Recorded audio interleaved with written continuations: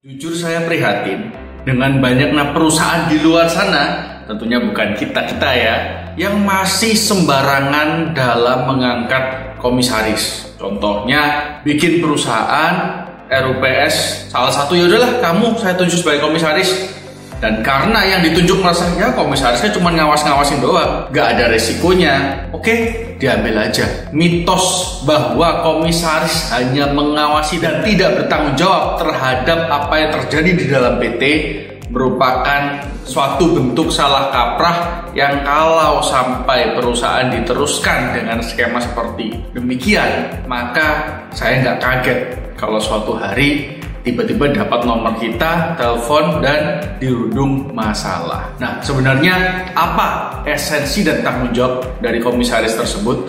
Kita bahas sesuai dengan Undang-Undang PT Nomor 40 Tahun 2007. Jadi, bagi kalian yang sedang mempertimbangkan untuk menunjuk atau ditunjuk sebagai komisaris, lihat ini video sampai habis dulu, baru kalian saya bolehkan untuk mengambil keputusan supaya nasib kalian nggak seperti perusahaan di luar sana. Ini bukunya ya. Pasal 108 Undang-Undang PT tentang Dewan Komisaris. Ayat 1. Dewan Komisaris melakukan pengawasan atas kebijakan pengurusan, jalannya pengurusan pada umumnya, baik mengenai perseroan maupun usaha perseroan, dan memberi nasihat kepada direksi. Dari 3 fungsi ini aja udah banyak komisaris yang impoten hari-hari ini. Mereka mengira komisaris itu lebih mirip Rups daripada direksi. Salah. Kalau mau dimirip-miripkan, komisaris lebih mirip direksi. Kenapa? Karena mereka berdua harus tahu apa yang terjadi dalam perusahaan. Beda dengan RUPS yang setelah pegang saham ya udah, selama dia tidak diundang rapat, dia tidak punya kewajiban untuk mengontrol perusahaan. Namun komisaris ini beda, karena dia diwajibkan untuk, ya ini tugas loh ya, bukan hak loh, tugas untuk melakukan pengawasan terhadap kebijakan pengurusan.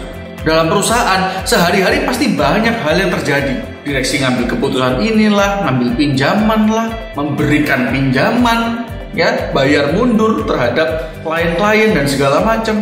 Pengetahuan akan keputusan-keputusan apa yang diambil oleh direksi dan apa kegiatan perseroan berdampak pada fungsi ketiganya, yakni memberi nasihat kepada direksi. Bagaimana Anda bisa memberikan nasihat yang safe and sound kalau Anda nggak tahu apa yang sedang terjadi dalam perusahaan? Jadi nggak fair kalau cuma direksi digaji, komisaris nggak digaji. Jadi direksi harus masuk tiap hari, komisaris cuma lontang-lantung di rumah. Itu salah besar.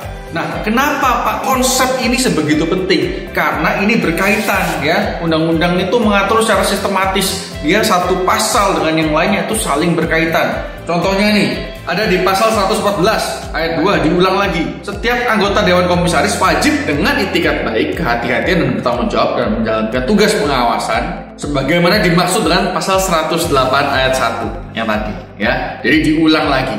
Kenapa kok ini diulang lagi? Apakah hukum di Indonesia berbelit-belit? Enggak. Ini undang-undang cuman mengingatkan karena di ayat 3-nya disebut bahwa setiap anggota Dewan Komisaris ikut bertanggung jawab secara pribadi atas kerugian perseroan apabila yang bersangkutan bersalah atau lalai menjalankan tugas yang tadi saya sebutkan. Jadi jangan merasa untuk mengawasi, memberi saran itu merupakan hak, bukan. Itu hak RUPS iya.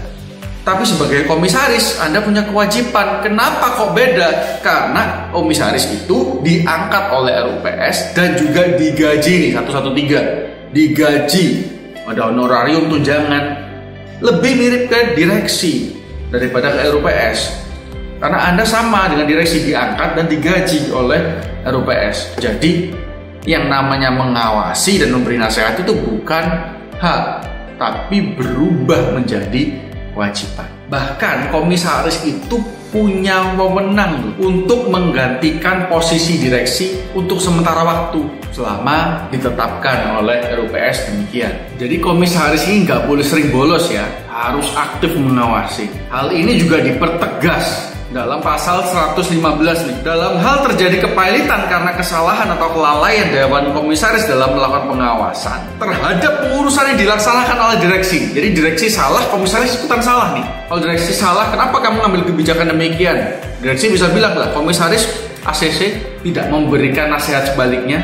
Nah, setiap anggota dan dalam hal kekayaan perseroan tidak cukup untuk membayar seluruh kewajiban perseroan karena pilot tadi itu, maka setiap anggota Dewan Komisaris secara tanggung-renteng ikut bertanggung jawab, dibantuin direksi mengenai apa atau terhadap kewajiban utang piutang yang belum terlunasi. Jadi kesimpulannya seperti ini, kalau kalian dengan teman bertiga nih mendirikan PT, satu ditunjuk sebagai direksi, satu sebagai Dewan Komisaris, satu Aplo sebagai RUPS. Kalian ini ya, kalau kalian tunjuk sebagai komisaris, minta gaji ya, wajib minta gaji. Kenapa? Karena kalau Anda komisaris tidak digaji, tidak menghapuskan tanggung jawab yang ada di sini. Meskipun tadi saya bilang komisaris karena digaji dia bertanggung jawab, tapi kalau tidak digaji pun tidak ada pasal di undang-undang yang menghapuskan kewajiban tersebut karena Anda sebagai komisaris tidak menerima gaji. Karena gaji kan sifatnya bawah tangan nih. Di anggaran dasar tetap Anda adalah komisarisnya. Pada saat Anda jadi komisaris, segala tanggung jawab sebagai komisaris itu melekat secara otomatis pada Anda. Jadi might as well minta juga dong haknya. Karena kalau ada apa-apa sampai PT pilot atau salah ambil keputusan, digugat segala macam gak bisa bayar, maka yang ongkang-ongkang kaki ini enak aja, tinggal shifting blame ya, playing victim. Sedangkan dua ini, direksi dan komisaris, itu juga kena, bahkan bisa sampai harta pribadi kalian. Jadi buat kalian yang hobi invest, mending jangan mau ambil jabatan fungsional, bahkan komisaris sekalipun.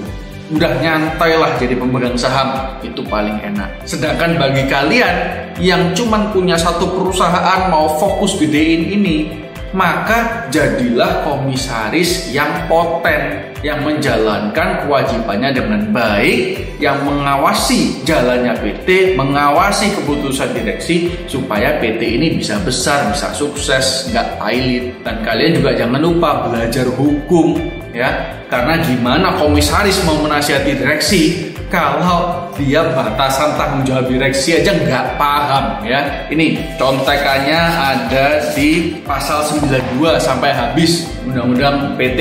Itu baru kewajiban direksi aja, sisanya kalian harus baca sendiri. Nah, sekarang setelah mengetahui semua fakta-fakta hukum yang telah saya paparkan di sini, apa kalian masih mau tanda tangan akta pendirian di mana kalian ditunjuk dan diangkat oleh RUPS, yakni kalian sendiri sebagai komisaris? Jangan-jangan alih-alih kalian mendapatkan keuntungan lebih dengan dijadikan komisaris, adanya kalian malah menandatangani surat kematian kalian sendiri. Knowledge is power. Now that you have the knowledge, use it as if it is your own power. Ya, jangan bunuh diri.